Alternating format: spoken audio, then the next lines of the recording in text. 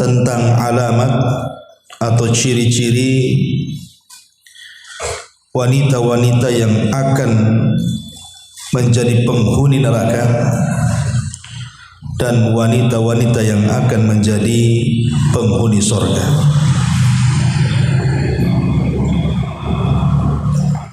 Tentu pembahasan ini sangat penting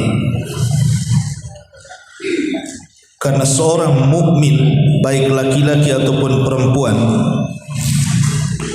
selama hidup di dunia dia tidak akan kenyang untuk beramal saleh sampai kedua kakinya menginjakkan di surga.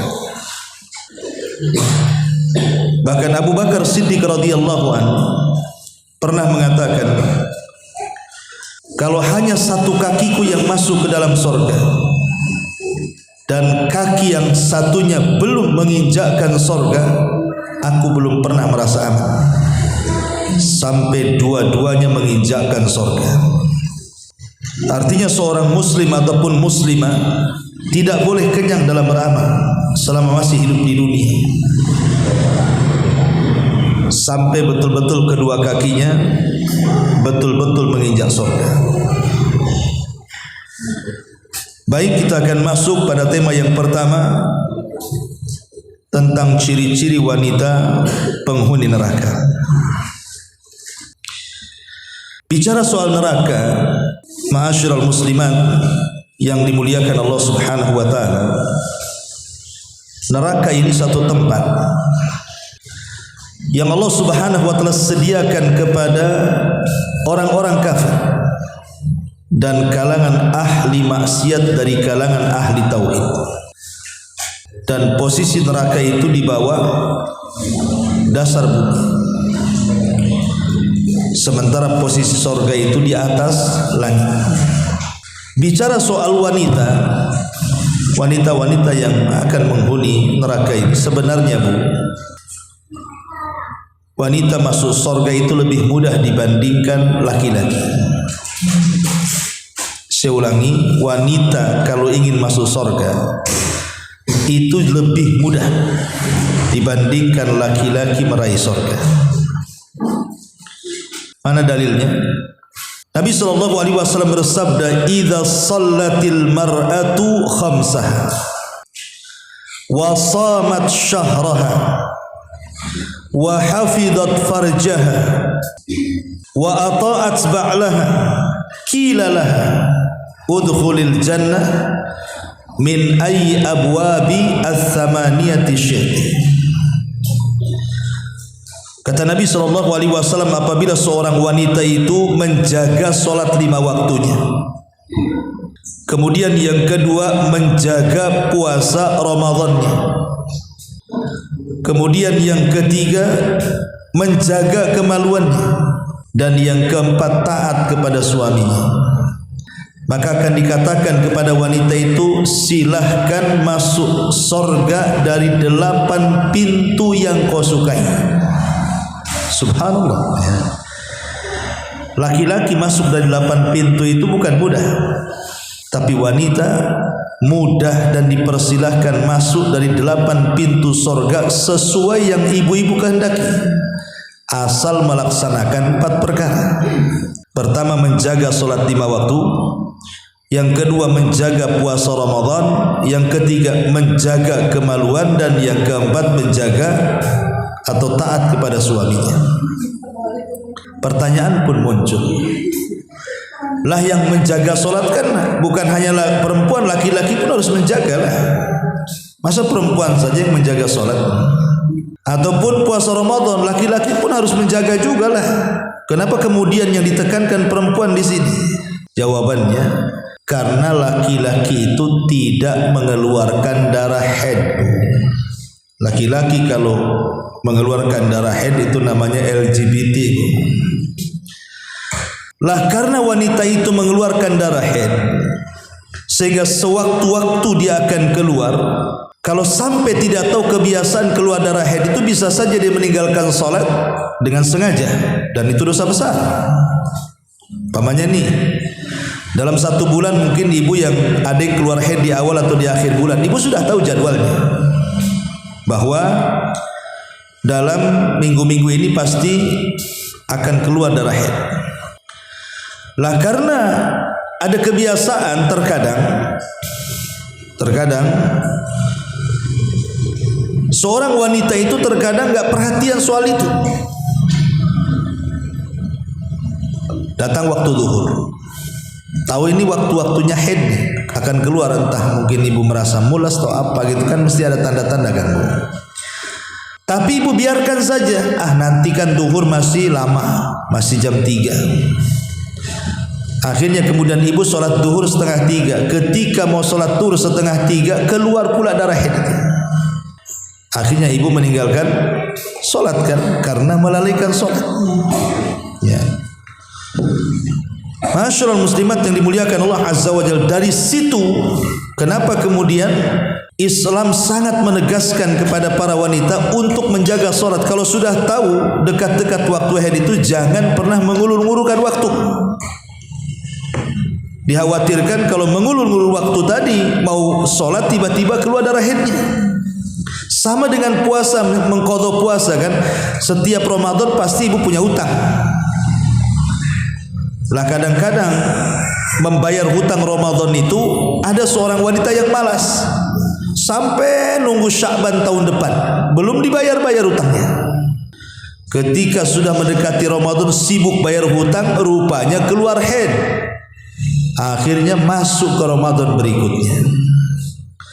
Lah dari sini Rasul mengatakan apabila seorang wanita menjaga sholatnya, menjaga puasa Ramadannya, dan menjaga kemaluannya serta taat kepada suaminya, silahkan masuk surga dari 8 pintu surga yang dia sukai.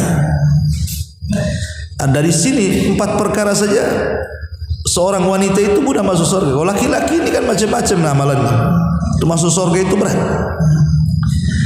Tetapi masalahnya wanita ini dimudahkan masuk surga, tapi kenapa pula yang banyak di neraka itu pula perempuan? Jadi dalam peristiwa Isra Mi'raj Nabi SAW pernah diperlihatkan ketika Rasul melihat-lihat neraka itu. Rupanya kata Nabi SAW, ittala'tun nara, aku diperlihatkan neraka.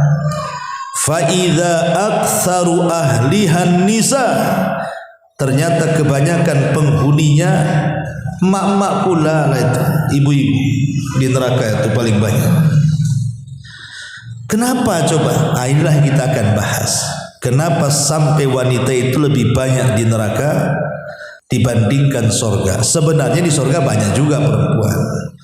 Cuman kalau di surga itu kan bidadari yang banyak, memang penghuni surga. Tapi kalau di neraka itu memang wanita-wanita dunia yang masuk neraka. Baik, kita mulai. Yang pertama, hadis Nabi SAW. Kata Nabi SAW, arba'un min ummati, atau arba'un fi ummati, min amril jahiliyati la yatrukuhun, al-fakhru fil ahsab, wat ta'nu fil ansab, wal istisqa'u bin nujum, wan niyahatu 'alal mayyit. Qala an-naihatu idza lam tatub qabla mautiha tuqamu yaumal qiyamati wa 'alaiha sirbalun min qatiran wa dhira'un min jarabin. Kata Nabi SAW, ada 4 perkara terdapat pada umatku, semua adat istiadat jahiliyah. Apa itu? 1, membangga-banggakan kebesaran leluhur. 2, mencela keturunan. 3, mengaitkan turunnya hujan kepada bintang tertentu. Dan yang keempat, meratapi mayat. Ini yang keempat. Ciri-ciri wanita penghuni neraka itu adalah wanita yang suka meratap. Kenapa kemudian dikhususkan kepada wanita coba? Karena laki-laki itu ada yang meratap, tetapi jarang. Karena laki-laki itu lebih tabah dibandingkan wanita kalau terkena musibah. Tapi umumnya yang meratap itu ya ibu-ibu, siapa lagi? Bahkan saya pernah melihat, Bu, ada orang yang meratap itu luar biasa. Jadi ada bapaknya kalau tidak salah, bapaknya itu sedang sakit parah. Lah kebetulan koma. Entah kenapa siapa yang memulai, tiba-tiba kemudian satu keluarga nangis. Padahal bapaknya masih koma, masih belum mati bapaknya. Tiba-tiba kemudian salah satu anaknya yang perempuan itu guling-guling itu, guling kiri, guling kanan sampai jabat-jabat rambut sampai ditenangkan sama warga. Akhirnya kemudian dimasukkan ke kamar, sudah pingsan. Rupanya bapaknya tak jadi mati, hanya koma saja, tak jadi mati bapaknya. Tapi dia sudah guling-guling kayak dia yang mau mati, yang meratap itu. Kan aneh gitu ya. Makanya kenapa dahulu di zaman Nabi SAW ada seorang wanita namanya Ummu Salamah. Ummu Salamah radhiyallahu anha menikah dengan seorang laki-laki namanya Abu Talha. Lah Abu Talha itu punya anak laki-laki namanya Abu Umair. Abu Talha itu punya anak laki-laki namanya Abu Umair. Lah satu hari Abu Umair ini sakit. Abu Talha suaminya sedang safar. Akhirnya Allah takdirkan meninggal pula lah Abu Umair ini. Keluarganya menangis. Akhirnya kemudian Ummu Salamah mengatakan kepada keluarganya yang menangis, jangan ada yang menangis di rumah ini, keluar semuanya. Siapapun yang meratap di rumah ini keluar dari sini, dan awas jangan sampai memberitahu suamiku tentang kematian putranya, biar aku yang memberitahu katanya. Lihat bagaimana ketabahan Ummu Salamah. Dilarang siapa yang menangis di rumah ini keluar. Akhirnya tidak ada yang berani nangis. Setelah kemudian Abu Talha datang, subhanallah ya, Ummu Salamah ini memberikan pelajaran bagaimana ketabahan seorang istri kepada suami. Jadi dimandikannya anaknya, dikafankannya anaknya, kemudian dibaringkan di tempat tidurnya seolah-olah dia tidur nyenyak padahal dia sudah mati. Datanglah Abu Talha, namanya suami, Bu ya, kalau datang dari jauh kemudian pulang, pasti kalau punya anak yang ditanyakan anaknya dulu kan, bukan ibunya dulu. Ibunya nomor 2 biasanya, pasti anaknya dulu. Kata Ummu Salamah, jangan bang, dia sedang tidur padahal sudah mati. Akhirnya kemudian dibilang sedang tidur, jangan diganggu. Disinilah kesempatan Ummu Salamah untuk melayani suaminya, padahal dia dalam kondisi tingkat sedih bagaimana anaknya meninggal, tapi ketabahannya luar biasa Ummu Salamah. Dia masak dengan masakan terlezat untuk suaminya yang baru datang dari safar. Dia berdandan dengan dandan yang cantik untuk suaminya yang baru datang dari safar. Dia pun melayani. Layaknya suami istri berhubungan di malam itu seolah-olah dia tidak ada musibah. Bisa nggak buka Ummu Salamah? Kalau ibu nggak yakin saya, anaknya meninggal dan nangis, datang suaminya makin nangis lagi. Kan itu ya. Ini tak ada tangisan-tangisan kayak gitu. Setelah kemudian tengok suaminya lelah letih tertidur sepertiga malam lah baru dibangunkan sama Ummu Salamah. Baru cerita, bang begini, bisa nggak adik cerita? Kata Abu Talha, ya silahkan cerita. Begini bang, bagaimana kalau seandainya ada tetangga menitipkan barang, tiba-tiba setelah barang itu dititipkan, tetangga ini datang dan mengatakan, mana barang saya? apakah kita yang dititipi barang ini menahan barang itu ataukah memberikan kembali kepada pemiliknya? Kata Abu Talha, ya jelas dikembalikan karena itu bukan barang kita. Kemudian kata Ummu Salamah, bang, kalau anak kita titipan bukan? Ya jelas titipan Allah. Kalau yang nitip ngambil redo enggak, bang? Lihat bahasanya. Ya bingung mau bilang redo gimana, mau bilang marah gimana kan itu. Mau marah juga istrinya sudah bagus, sudah baik, sudah sabar, mengajari ketabahan gitu ya. Akhirnya dia pun hanya bisa marah dipendam. Kemudian keesokan harinya datang kepada Rasul, kemudian menceritakan kesabaran istrinya, dan Rasul pun mendoakan, Allahumma barik lakuma fi lailatikuma. Ya Allah, semoga Allah berkahi engkau di malam hari ketika kalian berdua melakukan hubungan. Akhirnya Allah ganti itu anak-anaknya Abu Talha itu dari Abu Umair yang meninggal. Akhirnya banyak anak-anaknya lahir dan menjadi orang-orang hebat. Lihat ketabahan seorang Ummu Sulaim ketika menghadapi suaminya Abu Talha dan kematian putranya Abu Umair. Masyarul muslimat yang dimuliakan Allah Subhanahu wa taala. Jadi yang pertama, gimana? Oh gitu. Iya, pelan-pelan aja. Iya, pelan aja. Slow saja. Oke. Maksudnya biar cepat itu biar cepat kelar. Jadi cepat pulangnya ibu-ibu tuh. Oke, yang pertama andiah, kita lambati volumenya. Yang kedua, jadi wanita yang suka niyahah, ibu ya, niyahah itu suka meratap. Nangis gak apa-apa kalau ada kematian, tapi jangan meratap. Meratap itu seolah-olah menolak takdir. Seperti mamanya suaminya meninggal, kemudian mengatakan, aduh siapa nanti yang kasih makan saya, kasih makan anak saya. Seolah-olah suami yang ngasih makan. Itu namanya menolak takdir namanya. Tak boleh, apalagi sampai guling-guling kan Bu ya. Guling sana, guling sini, cakar sana, cakar sini, robek sana, robek sini, gunting sana, gunting sini. Nah, itu masalah. Ini yang pertama. Yang kedua, hadis Nabi SAW, sinfani min ahlin nar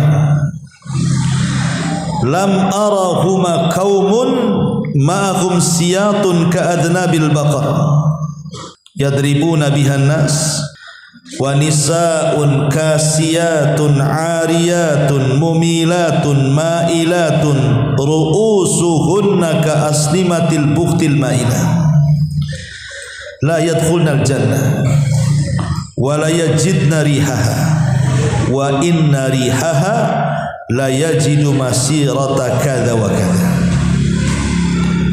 Hadis yang kedua, kata Nabi, ada dua kelompok dari penduduk neraka yang belum pernah aku lihat sebelumnya. Artinya di zaman Nabi gak ada kelompok ini, adanya di zaman kita.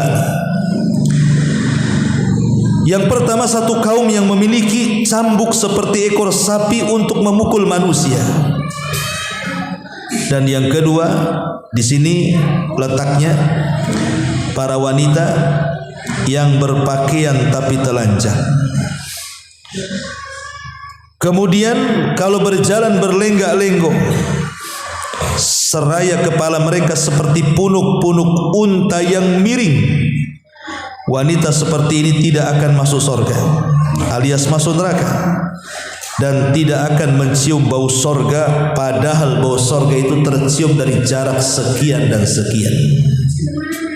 Jadi ciri-ciri wanita penghuni neraka yang kedua apa Bu? Wanita-wanita yang berpakaian tapi telanjang. Maksudnya apa berpakaian tapi telanjang? Kita tahu bahwa kewajiban seorang wanita itu kan menutup aurat kan? Kewajiban seorang wanita itu menutup aurat. Dan itu disebutkan Di banyak ayat dalam Al-Quran perintah tentang menggunakan hijab. Makanya kemudian Nabi SAW melarang sekali umatnya di zaman itu, di zaman beliau, untuk melakukan tabarruj. Sampai Allah turunkan ayat khusus, wala tabarrujna tabarrujal jahiliyatil ula. Janganlah kalian berdandan seperti dandanan jahiliyah yang pertama. Seperti apa dandanan orang jahiliyah itu? Ulama tafsir banyak mengatakan, jadi orang jahiliyah itu berdandan itu mereka memperlihatkan rambut depannya, kemudian memperlihatkan lehernya, kemudian memperlihatkan perhiasan yang ada di kakinya.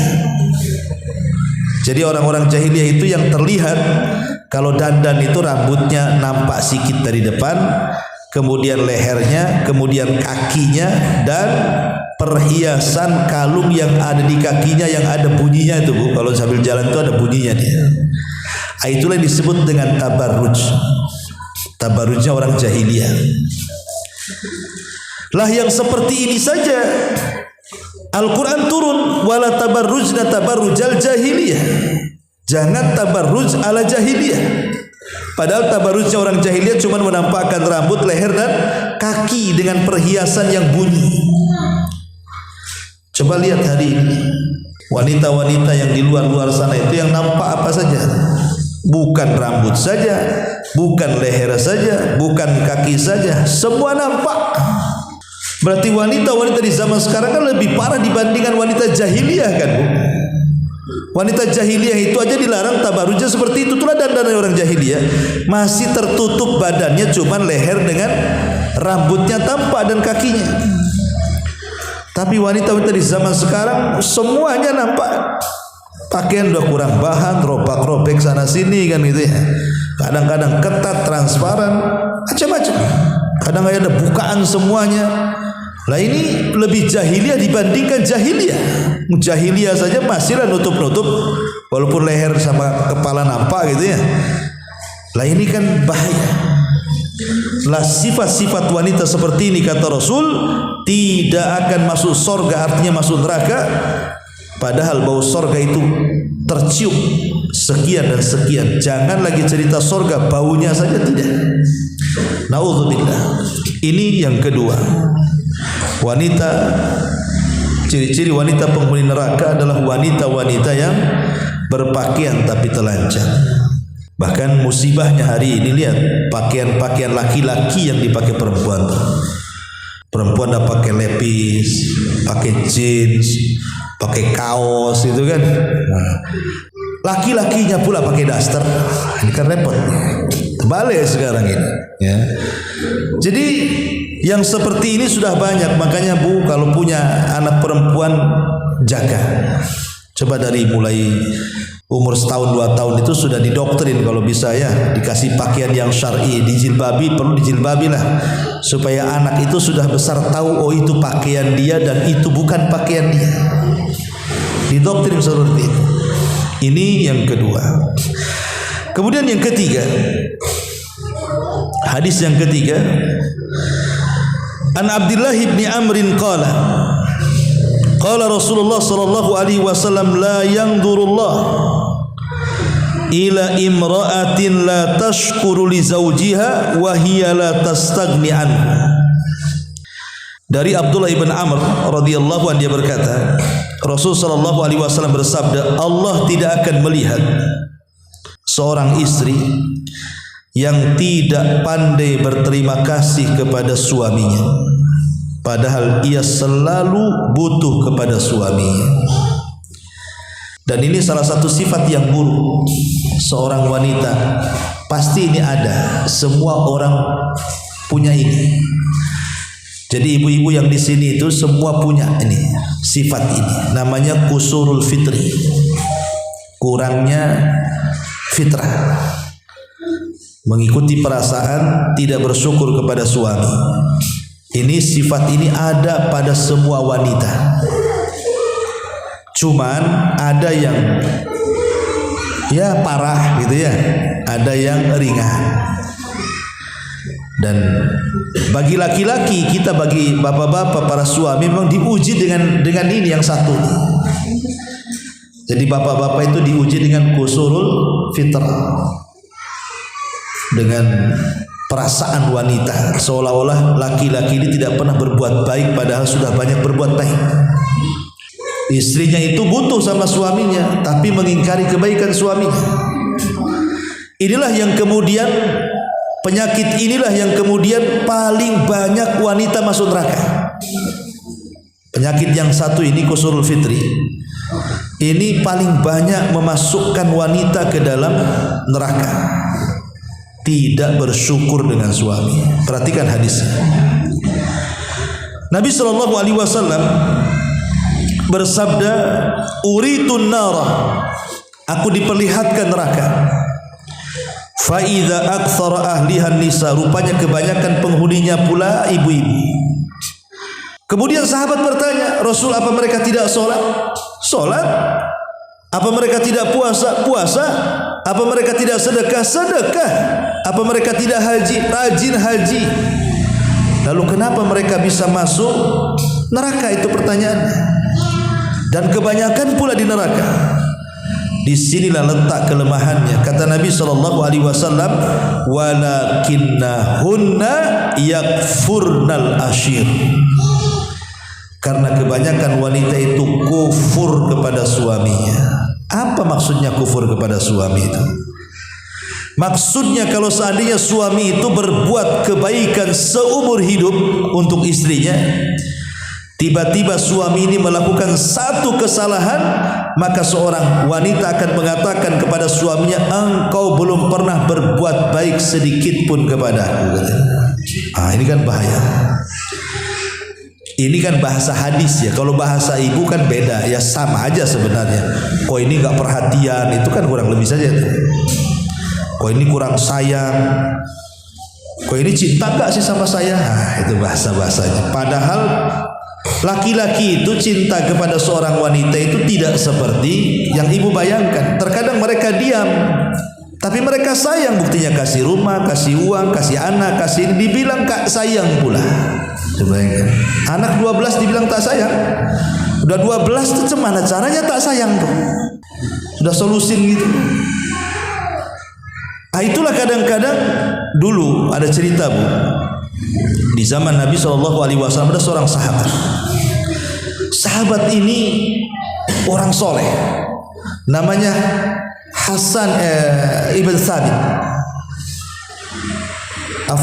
Thabit ibn Qais al-Mushammas. Thabit ibn Qais al-Mushammas. Thabit ibn Qais al-Mushammas ini, Bu, dia adalah juru bicara Nabi, jubir presiden kalau zaman sekarang. Jadi kalau Nabi itu kan punya juru bicara, namanya Thabit ibn Qais al-Mushammas. Jadi kalau ada kabilah-kabilah datang dari jauh, dialah yang menghadapi, juru bicaranya. Orangnya hitam, orangnya pendek, rambutnya keriting, tak ada tampan-tampan belas, tidak ada. Memang ya nggak tertarik lah.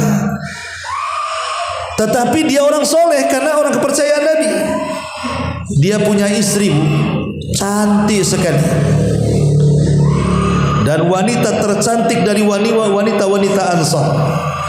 Memang begitu, Bu ya. Kalau suaminya jelek, biasanya istrinya cantik. Kalau suaminya tampan, istrinya pula jelek. Ketukar-tukar gitu. Lah ini Thabit ini Ibn Qais al-Mushammas ini, ya tampangnya hitam, tahulah kan itu, pendek, tak ada ganteng-gantengnya. Istrinya pula cantik, bahkan wanita tercantik dari wanita-wanita Ansor.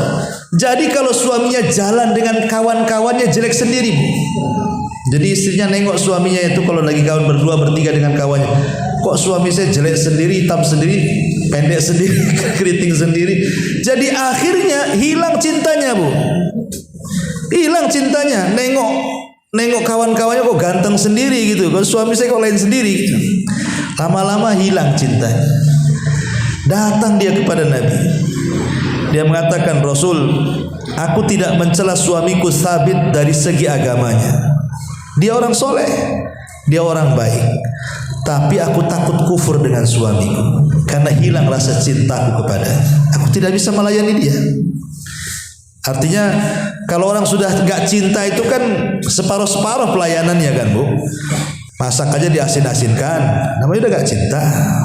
Ya, kadang-kadang dibasi-basikan, makanlah katanya. Jadi akhirnya dia mengatakan, kata Rasul, jadi maumu apa?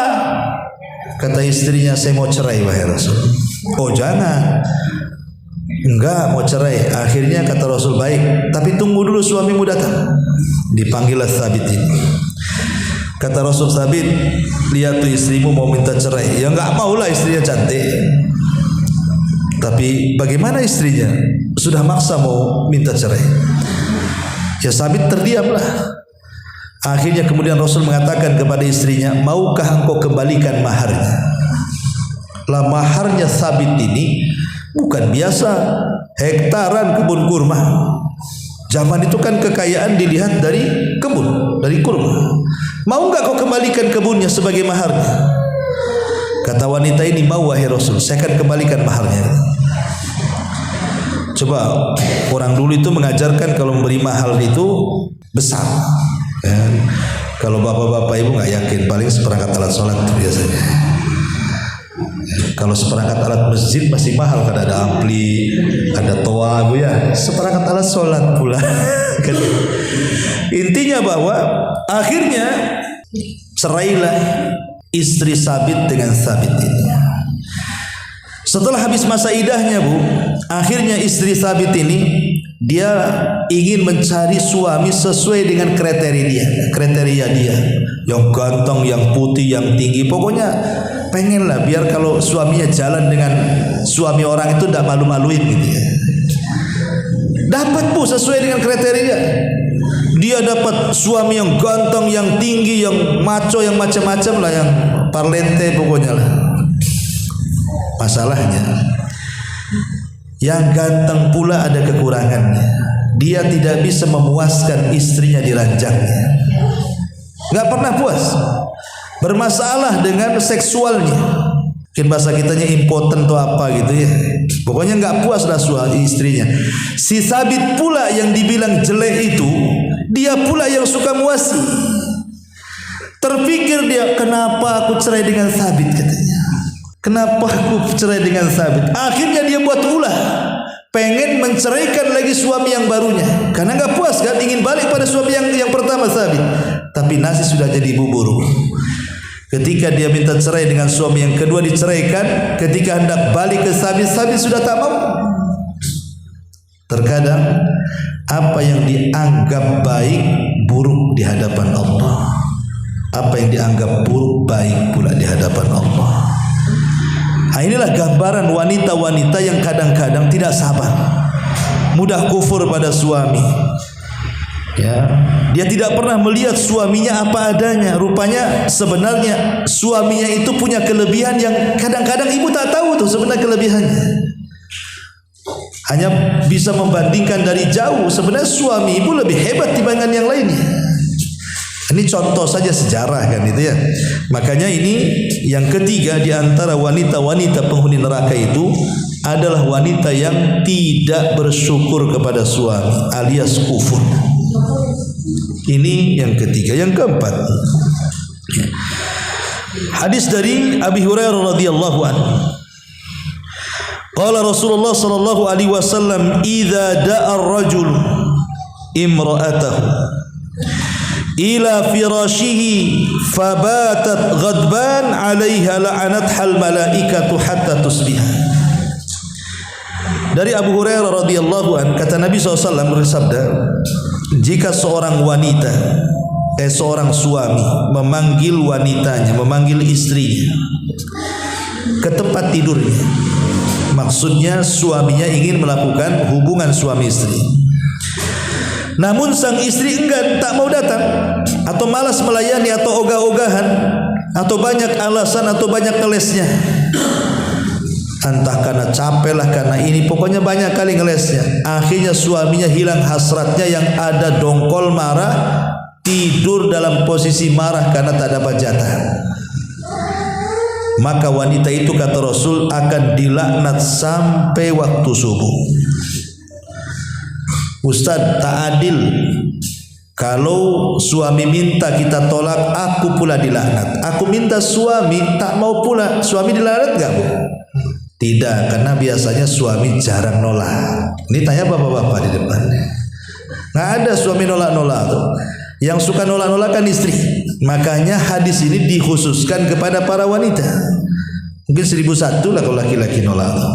Mungkin karena sudah tidak cinta atau karena ada orang nomor 2, nomor 3, nomor 4, nomor 5 mungkin di luar itu jadi dingin dia kan. Tapi kalau belum ada nomor-nomor di luar itu masih panas itu, Bu. Ya. Artinya bahwa di sini Nabi SAW mengingatkan soal ketaatan di sini. Bukan hanya bicara soal ranjang saja, tidak. Maksudnya hadis ini bicara soal ketaatan. Karena muara pokok dari seluruh hak seorang istri kepada suami itu ada pada taat. Setelah dia taat kepada Allah, baru taat kepada suaminya. Ini saya jadi kencang lagi nih ngomongnya. Bisa dilambat-lambatin ini. Ya. Gimana nih mau lambat-lambatin ngomongnya? Oke, jadi ini yang keempatnya. Yang kelima. Jadi yang keempat ini istri yang tidak pernah taat pada suami. Yang nomor 5. Hadis Nabi SAW dari Abu Hurairah radhiyallahu anhu. Hadis ini terdapat dalam kitabnya Imam Bukhari, tapi bukan dalam sahihnya. Dicantumkan dalam kitabnya Adabil Mufrad. Jadi Abu Hurairah radhiyallahu anhu bercerita tentang seorang laki-laki datang kepada Rasul dan mengatakan, "Ya Rasulullah, inna fulanatan taqumul laila wa tasumun nahar wa tasaddaqat bi fuduli amwaliha wa taf'al wa taf'al." Rasul, di sana ada ibu-ibu kalau malam tidak pernah tinggal sholat malam. Kalau siang tidak pernah tinggal puasa sunnah. Kalau ada hal-hal yang perlu disedekahi, disedekahkan hartanya tanpa batas. Dan dia pun banyak melakukan kebaikan ini dan kebajikan itu. Tapi penyakitnya satu, wahai Rasul, walakin tu'dhi jiranaha bilisaniha. Tapi lisannya setajam silet cutter sama tetangganya. Nyelekit, ya, nyakiti tetangganya dengan lisannya. Padahal ahli sholat, ahli puasa, ahli sedekah, ahli berbuat baik, tapi ahli juga menyakiti tetangganya dengan lisannya. Apa kata Nabi? La khaira fiha. Wanita itu hilang seluruh kebaikannya. Bal hiya min ahli nar. Bahkan wanita itu akan masuk ke dalam neraka, kata Nabi. Subhanallah, ya. Wanita ini masuk neraka bukan karena berzina, bukan karena membunuh, bukan karena zalim, tidak. Wanita ini masuk neraka gara-gara lisan. Jadi sifat wanita yang kelima ini dari wanita-wanita penghuni neraka adalah wanita yang tidak pernah menjaga lisannya. Hati-hati, Bu, ya. Ibu harus jaga lisan. Karena rata-rata ketika bicara soal dosa lisan, kalau kita membaca hadis-hadis Nabi itu, rata-rata contohnya ibu-ibu. Ya, jarang bapak-bapak dicontohkan Nabi itu. Biasanya ibu-ibu tuh. Makanya kemudian Rasul mengatakan percuma sholat malamnya, percuma puasa sunnahnya, percuma sedekahnya kalau ibu tak pandai menjaga lisannya. Subhanallah, dosa lisan loh bisa menggugurkan pahala sunnahnya qiyamul lail, sunnahnya puasa sunnah, dan sunnahnya sedekah. Dari sini kita tahu bahwa kalau orang ingin betul-betul hijrah, apa kata Rasul? Al muslimu man salimal muslimuna min lisanihi wa yadi. Kalau ibu ingin hijrah ke sunnah, maka yang pertama dihijrahkan itu bukan pakaian dulu. Kadang-kadang sibuk orang hijrah itu pakaian yang dipikir itu. Nampak cadarnya bagus, mereknya bagus, branded, langsung suaminya dikoyak-koyak, beli bang, biar mantap, ya kan? Bukan, hijrah itu bukan casing. Pakaian itu casing saja. Lebih daripada itu yang harus dihijrahkan pertama kali Bu setelah hati adalah lisan. Ibu hijrahkan lisan yang dulunya suka ngomong kotor gitu ya. Kan ada Bu, saya pernah dengar Bu, ada seorang wanita itu kalau kaget itu yang diomongkan aneh-aneh, latah gitu, ngomong apa entah, ngomong jangkrik, ngomong apa, pokoknya adalah kalau yang kaget itu kan biasanya ngomong macam-macam, kadang bahasa-bahasa kotor dikeluarkan. Berarti kalau dalam kagetnya saja dia bisa mengeluarkan kalimat kotor, berarti ketika tidak kaget lebih kotor tuh ucapannya. Kagetnya aja kayak gitu ngomongnya. Kan kaget itu kan refleks dia kan, nggak sadar dia ngomong kan. Entah ngomong apa yang jorok-jorok tuh. Loh kalau kagetnya ngomong jorok, cemana nggak kagetnya? Berarti memang kebiasaan dia itu ngomong jorok kan. Makanya biasakan kalau sudah hijrah ya jaga lisan. Contoh nih, Nabi SAW satu hari menegur Aisyah Ummul Mukminin radhiyallahu anha. Kenapa? Karena Aisyah waktu itu sedang menjelek-jelekan madunya. Sofiyah itu kan turunan Yahudi, putra daripada Huyai ibn Akhtab, menikah dengan Nabi.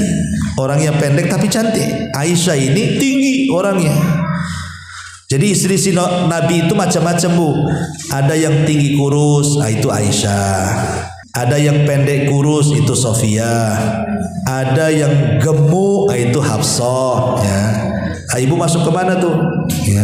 Masuk ke Hafsah berarti ibu gemuk. Ya. Masuk tinggi kurus Aisyah. Masuk pendek kurus Sofiyah. Jadi nggak perlu ibu kecil hati. Wah saya gemuk. Istri Nabi ada yang gemuk, tenang aja. Ya. Saya udah kecil lagi, kurus lagi, ada juga tuh Sofiyah. Jadi nggak perlu kecil hati. Istri Nabi macam-macam bentuk tubuhnya, nggak semua langsing, ada juga yang gemuk. Jadi Aisyah ini merasa bangga kalau tubuh dia itu semampai kayak ya model lah kalau bahasa sekarang.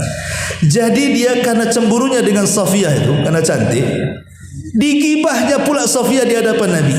Apa kata Aisyah? Ya Rasulullah, hasbuka an Safiyata kada wa kada. Cukuplah Sofiyah ini begini dan begitu.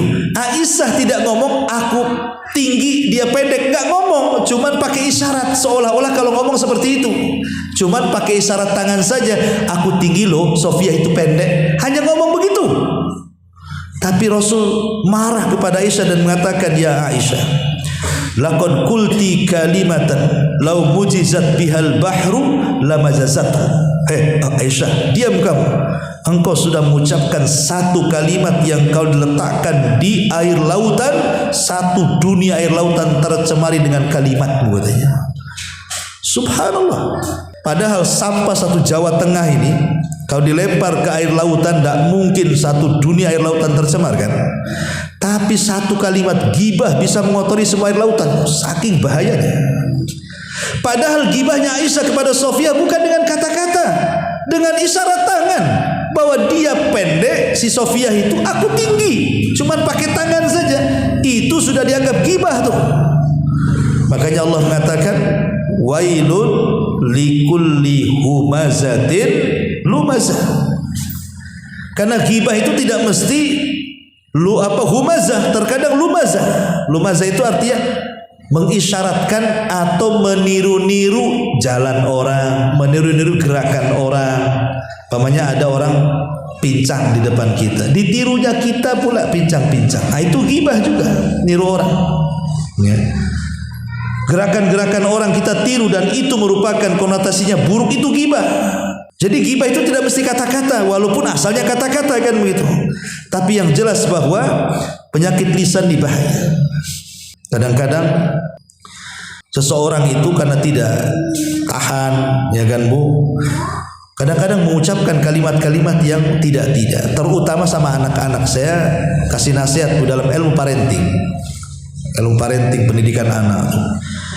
Jangan sampai orang tua itu mengucapkan kalimat kotor ataukah doa buruk kepada anaknya. Ada seorang syekh bercerita Bu, seorang syekh ini bercerita. Jadi ada seorang ibu punya anak. Ini kejadiannya di Saudi sana, ya di Riyadh lah. Jadi ada anak remaja nakal senakal-nakalnya. Kan anak-anak remaja ini, anak tanggung-tanggung ini kadang-kadang nakalnya luar biasa, kadang jengkelin kita orang tua kan.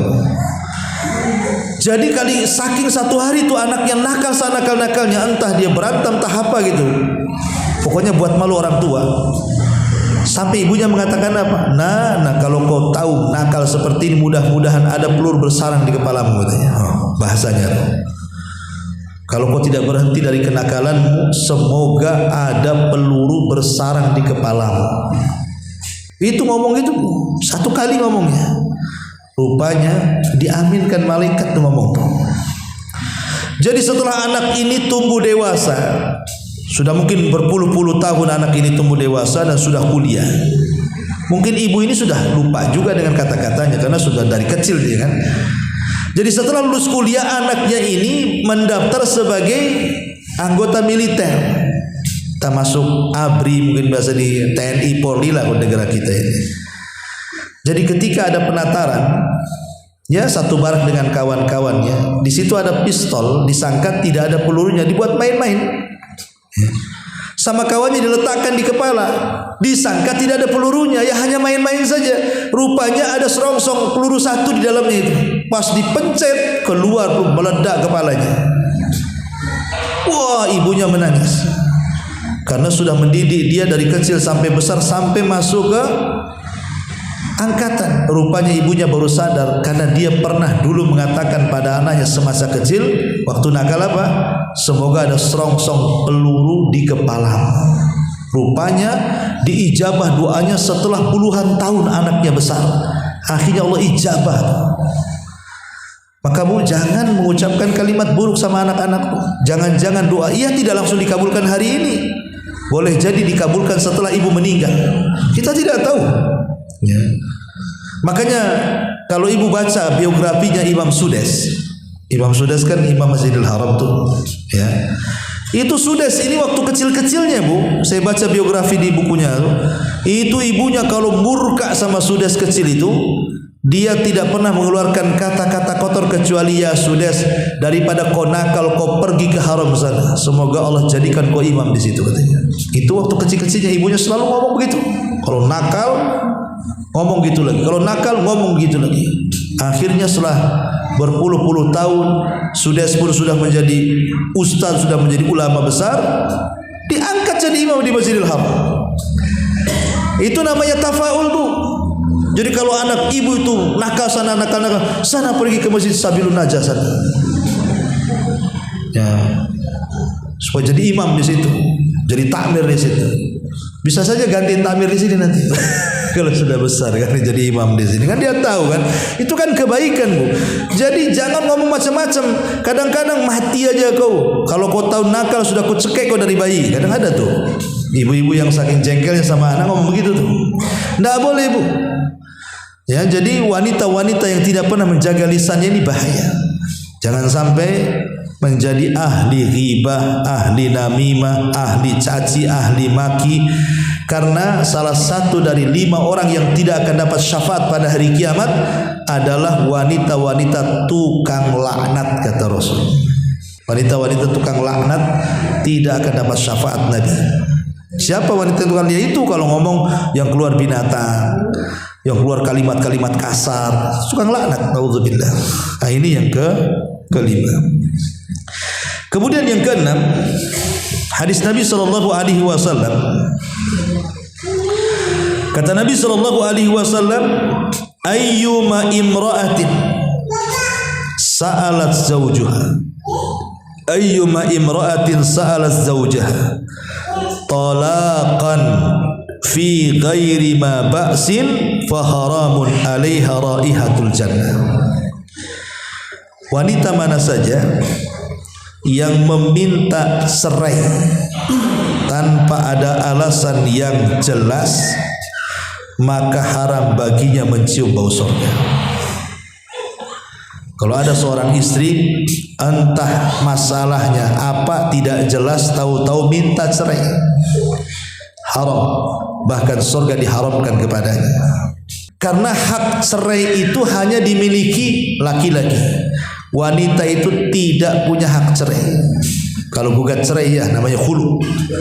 Tapi kalau tolak itu yang punya peran adalah laki-laki. Gak bisa seorang istri mengatakan aku ceraikan kau bang, gak akan, tetap aja suaminya. Tapi kalau suami mengatakan ku ceraikan kau dek, cerai. Sungguh-sungguh cerai. Main-main cerai. Niru sinetron pun cerai. Pamannya ada nengok perceraian di TV, ditirukan pula sama suaminya. Saya ceraikan kamu. Kenapa kau ceraikan? Tuh niru di TV, jatuh cerai. Karena namanya cerai itu tidak bisa main-main. Sungguh-sungguhnya sungguh-sungguh, main-mainnya sungguh-sungguh, itulah cerai. Hati-hati. Ya. Jangan sampai asal-asalan. Lah seorang wanita itu tidak boleh meminta cerai karena bukan hak dia. Makanya di sini kenapa kok hak cerai diserahkan kepada laki-laki dan tidak diserahkan kepada perempuan? Coba. Kenapa? Karena biasanya laki-laki itu, maaf ibu ya, maaf sekali lagi, laki-laki itu dia lebih berakal, akalnya sempurna dan agamanya sempurna. Itu yang melatar belakangi kenapa cerai itu di tangan suami, karena dua perkara. Suami itu akalnya sempurna dan agamanya sempurna. Lain dengan perempuan, akalnya kurang, agamanya kurang. Kenapa akalnya kurang dan agamanya kurang? Kalau waktu haid dia tidak sholat, kurang agamanya kan? Kalau waktu haid dia tidak puasa, kurang agamanya. Kalau dia haid malas berzikir, kurang agamanya. Dikatakan kurang akalnya karena wanita lebih mendahulukan perasaan dibandingkan akalnya. Kalau laki-laki terbalik, mendahulukan akal dibandingkan perasaannya. Makanya contoh mudah saja, kalau ibu dengan suami ke pasar, cepat mana belanjanya? Suami nggak tawar-tawar, ambil, balik. Kalau istri ditengok dulu, ditawar dulu, beda 1.500 tak jadi beli. Dimakinya pedagang, mahal kali mau, itu kan. Akhirnya apa? Keliling, nggak ada di situ juga. Dibeli lagi juga di situ akhirnya. Kadang-kadang itu karena perasaan kan. Kalau suami tidak. Makanya suami itu kalau ngantar ibu ke pasar paling sampai parkir biasanya. Udah masuk aja gitu ya. Aku tunggu di sini aja, malas katanya. Karena kadang-kadang yang dibeli itu yang tidak dicatat, kebeli yang dicatat, pula tak kebeli. Jadi beli bawa pulang pula bawa pakaian kadang-kadang. Jadi ada orang-orang yang itulah makanya karena ikut perasaan. Saya contohkan ya. Memang wanita-wanita sih kalau yang berakal ya banyak berakal juga. Tapi kebanyakan tidak berakal, ikut perasaannya. Dulu di zaman Nabi ada seorang wanita bu, namanya siapa ya? Lupa saya. Ntar dulu saya ingat dulu namanya. Ummu Hakim. Ya. Di zaman Nabi SAW ada seorang wanita namanya Haulah bintu Hakim. Haulah bintu Hakim. Haulah bintu Hakim itu kalau zaman dulu kan main jodoh-jodohan ya. Kalau orang dulu itu kalau menikah itu main jodoh-jodohan. Kayak mungkin di beberapa tempat kayak di daerah Madura zaman saya dulu, di sana itu masih lah tradisi jodoh-jodohan itu. Ya ada bagusnya, ada yang tidak bagusnya. Tapi kalau orang Arab biasa jodoh-jodohan itu dijodohkan dengan kerabatnya kan itu. Lah kebetulan Haulah bintu Hakim ini dijodohkan oleh kerabatnya pula akalnya kurang, ada sedikit gila-gilanya dan temperamen, orangnya suka marah ya. Pokoknya emosian suami itu, sudah sedikit-sedikit gila, emosian, dan wajahnya pula tak tampan biasa saja. Coba bu, ibu punya suami ya tampan tidak, akalnya error, pemarah bu, apa enggak batin tuh bu ya. Tetapi Haulah bintu Hakim ini dia sabar dengan suaminya walaupun suami seperti itu, sampai dikaruniai banyak anak akhirnya dari suaminya. Padahal suami itu agak-agak gila tuh, jelek lagi, agak gila lagi, pemarah lagi. Jadi satu hari Haulah bintu Hakim ini mungkin dia melakukan sesuatu yang membuat jengkel suaminya. Akhirnya saking jengkelnya suaminya mengeluarkan kata-kata yang menurut orang-orang jahiliyah itu kata-kata itu dianggap talak. Apa itu?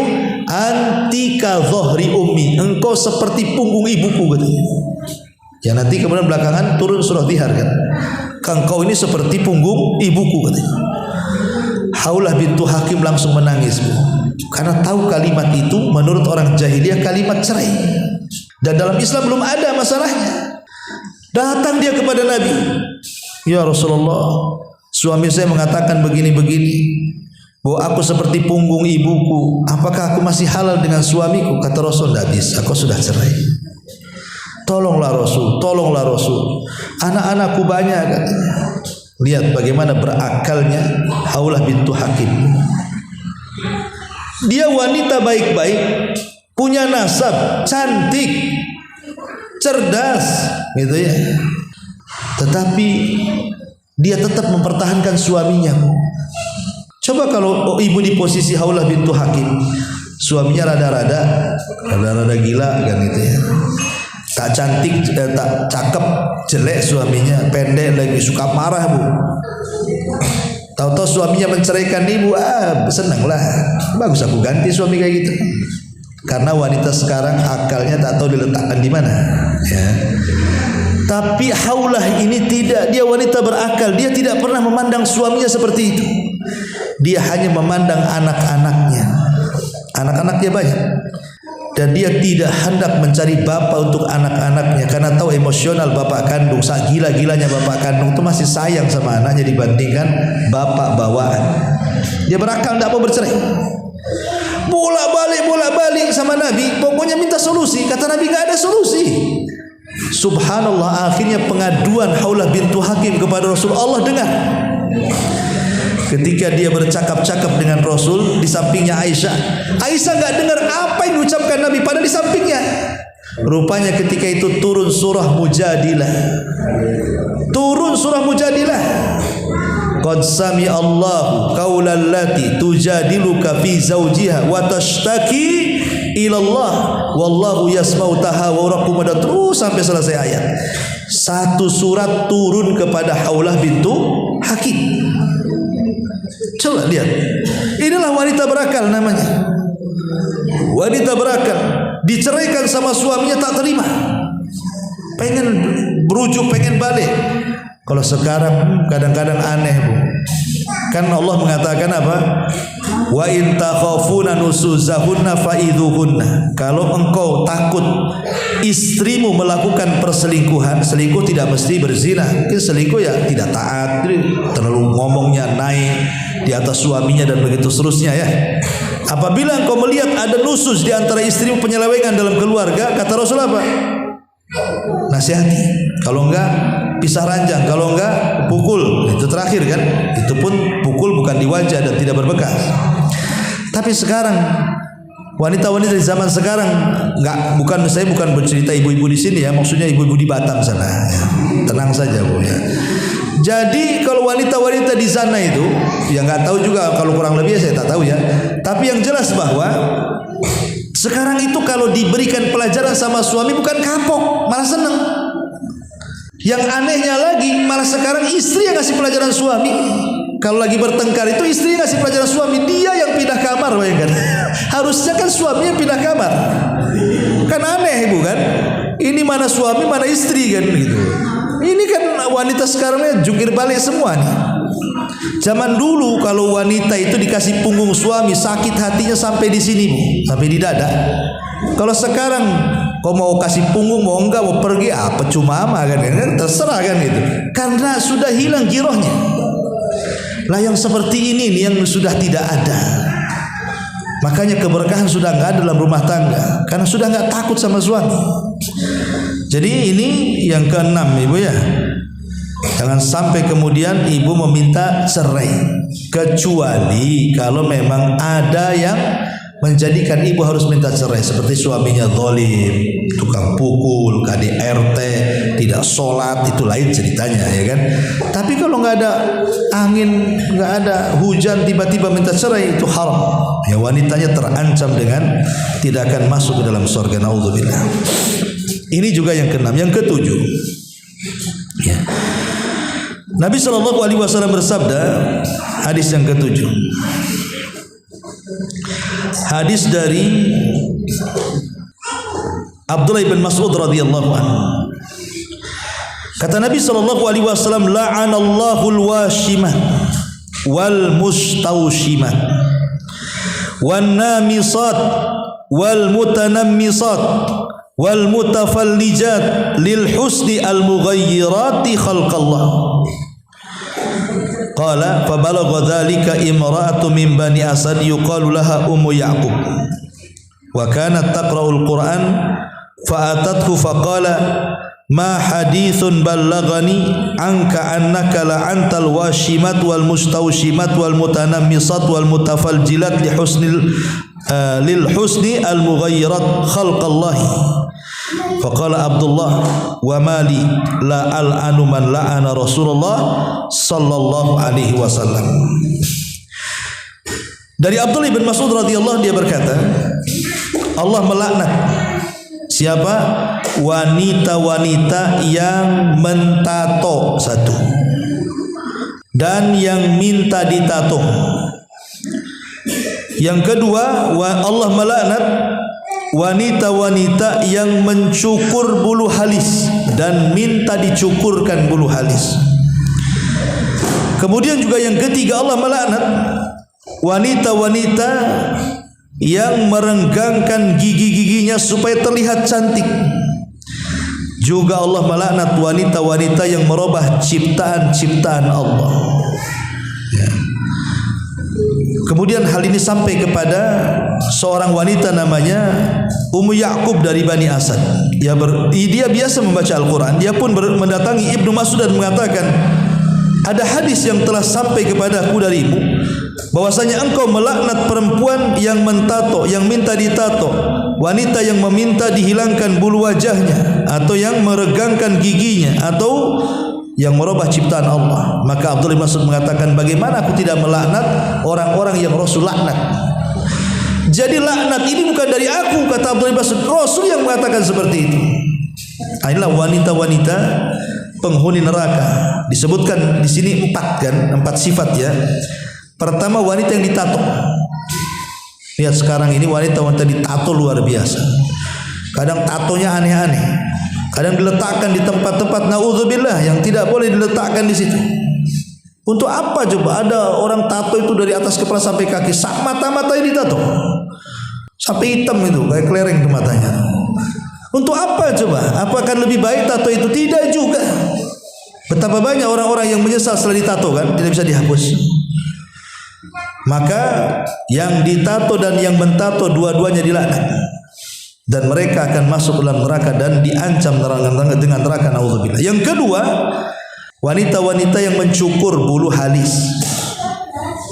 Ya kan ada tuh wanita-wanita dicukur bulu halis diganti dengan spidol permanen, Bu. Kenapa nggak permanen? Takut hujan masalahnya. Kalau nggak permanen nanti luntur kan gitu. Nampak pula biji matanya, tak ada halisnya. Makanya kemudian ada orang-orang yang tidak pede dengan halis kan. Itulah untungnya ibu pakai jilbab, ada yang pakai cadar kan, nggak nampak punya alis nggak punya alis. Lebih tertutup kan, Bu. Lebih terjaga, lebih pede lagi. Cukup untuk suami ibu saja. Tapi lihat orang-orang luar itu. Mereka untuk kecantikan sampai dicabuti bulu alisnya. Ada yang dikikir habis kemudian diganti dengan warna. Lah ini dilaknat dalam Islam.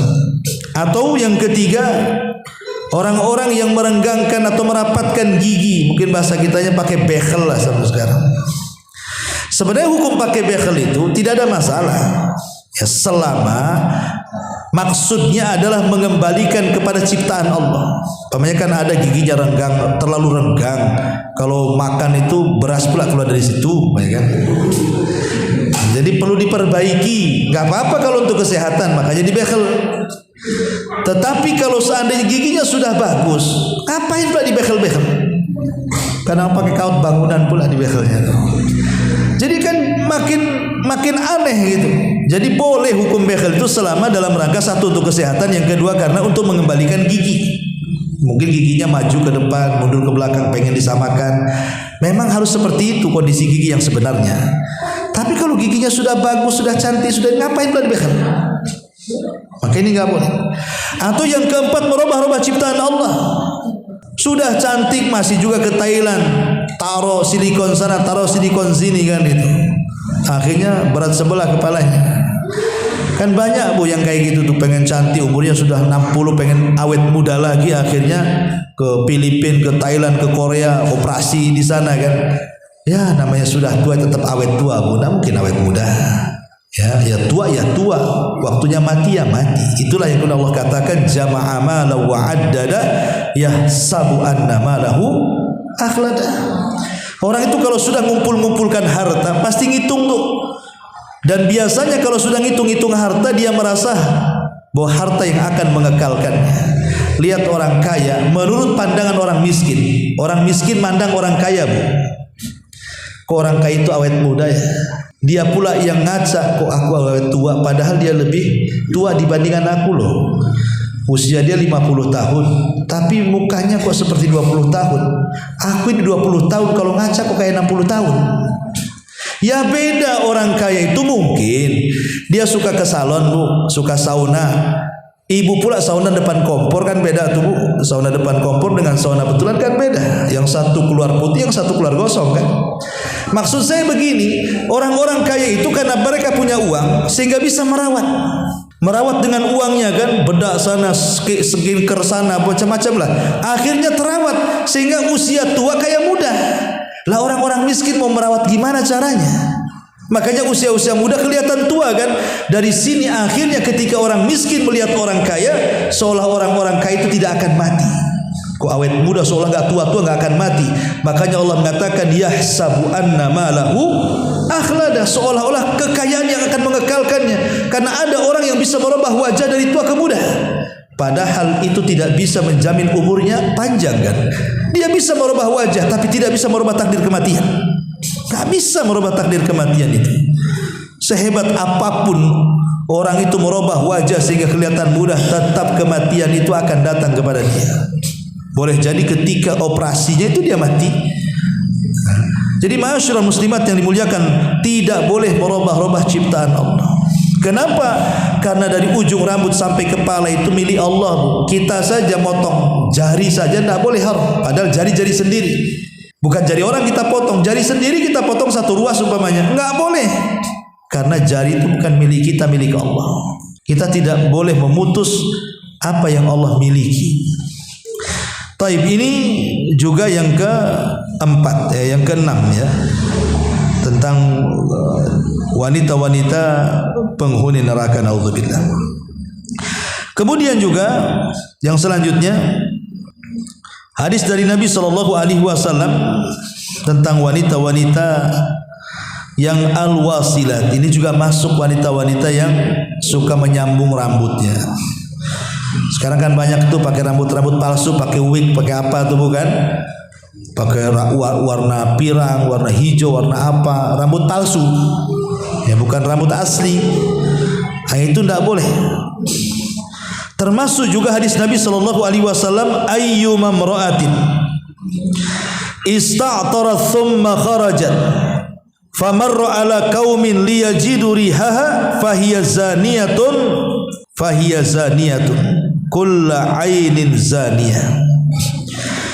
Wanita mana saja yang memakai wewangian lalu ia keluar dan melewati para laki-laki sehingga terciumlah sebagian dari wewangian tersebut, maka wanita itu dianggap pezinah, wanita itu dianggap pezinah, naudzubillah. Lihat, ini yang selanjutnya adalah wanita-wanita yang mereka suka menebar dengan wewangian. Ustaz, kalau enggak pakai wangi tak enak lah, apalagi ke pengajian. Apalagi saya makan jengkol, pete, apa semua bau badan ya ngikutin yang dimakan lah Ustaz katanya. Maksudnya begini, ya bolehlah ibu itu mandi pakai sabun kan itu. Mungkin ada sisa sewangiannya. Tapi kan bukan sengaja. Kalau minyak wangi itu kan sengaja disemprotkan supaya semerbak wanginya. Makanya kenapa dilarang? Tidak boleh. Cukuplah wangian itu di rumah saja, ibu dengan anak dan suami. Kalau keluar itu ya tidak perlu. Kalau keluar yang menjaga supaya tidak bau badan penting. Tapi kalau seandainya kemudian menggunakan minyak wangi yang dengan minyak wangi itu akhirnya semerbak kemana-mana, ini sebenarnya wasilah saja supaya jangan sampai terjadi fitnah.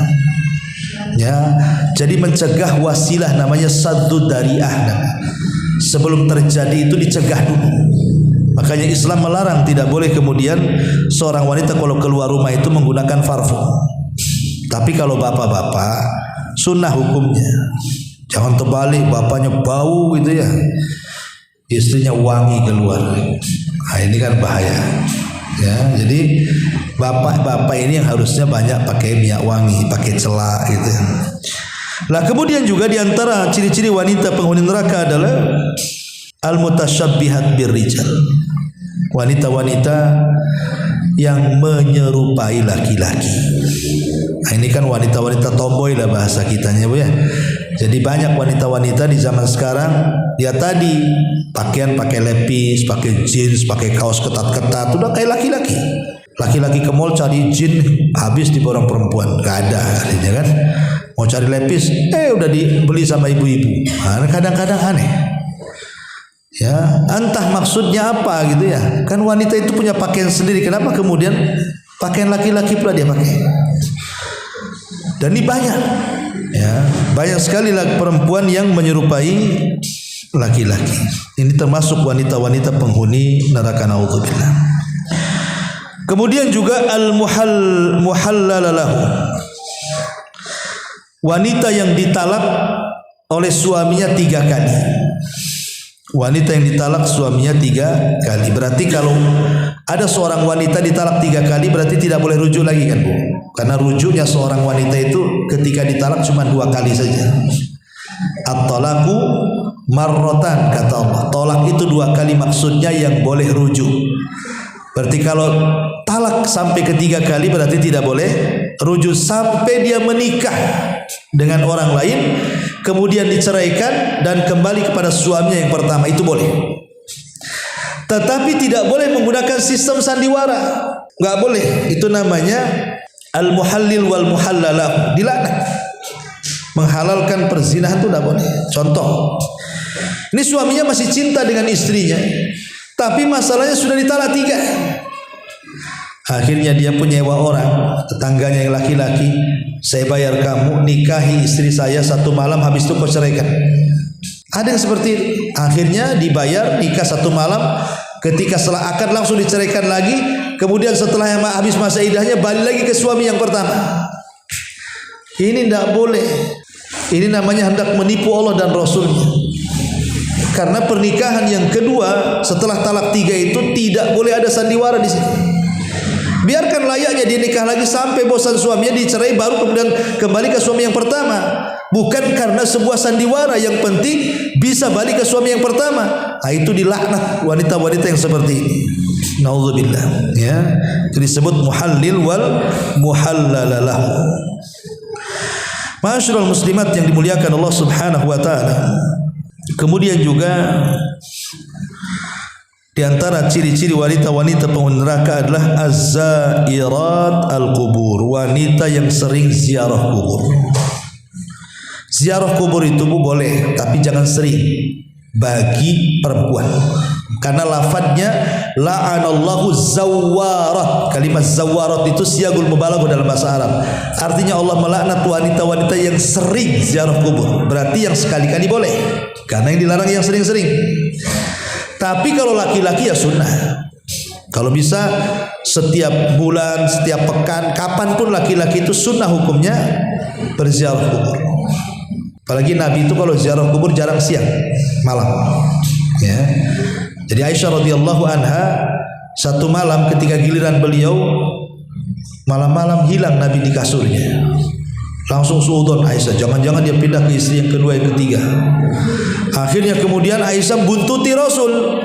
Rupanya Rasul ada di kuburan Baqi. Tengah malam coba ke kuburan Baqi. Kemudian Rasul pulang, Aisyah buru-buru pulang karena terburu-buru, ngos-ngosan akhirnya. Kemudian Rasul sampai, Rasul tahu Aisyah membuntuti dia, tapi pura-pura dia tak tahu. Cuman kata Rasul, kau mau kasih tahu atau Allah yang kasih tahu katanya. Ngapain kau buntuti aku gitu bahasanya. Kemudian Rasul menjelaskan bahwa saya tadi dari kuburan Baqi'. Berarti Rasul ziarahnya kapan? Malam. Nah, sekali-kali ibu ajak suami ziarah malam ke kuburan. Itu lebih sah tuh. Ya, masuk kuburan malam-malam. Tapi jangan pakai putih-putih. Jadi Nabi itu sampai ziarah malam-malam kan. Kalau kita ini lewat kuburan aja udah merinding semuanya kan. Tapi zaman dulu, kalau zaman sekarang enggak. Zaman dulu tengok kuburan itu orang takut bu. Sekarang orang pacaran di kuburan. Kenapa? Karena dia setannya bu. Ya. Jadi orang dulu kan takut lewat kuburan. Sekarang mana ada? Nggak takut lagi.